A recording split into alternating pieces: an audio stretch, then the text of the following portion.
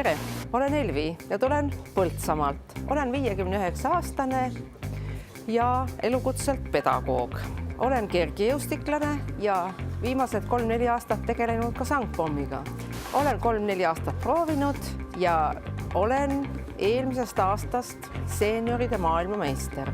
Pealtvaatajale vist on ta üks luile küll, aga minu jaoks ei ole, sest ma kasutan erinevaid raskusega pomme harjutamiseks. Kui sangpommi trenn on tehtud, siis on hea tunne. Väga odav spordiala selles suhtes, et kui pommid on olemas, riietus ka, siis ongi kõik, ainult iseenda tahtmine. Täna ma näitan, kuidas seeniorid rebivad sangpommi. Ja minu eesmärgiks on 1,5 minuti jooksul rebida üles 40 korda. Usun, et tulen sellega toime.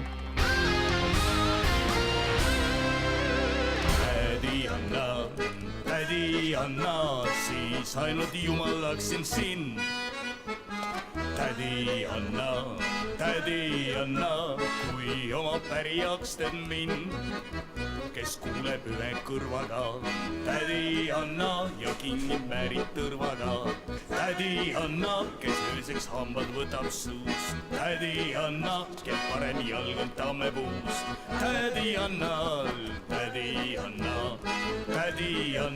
siis ainult jumalaksin sind. Tädi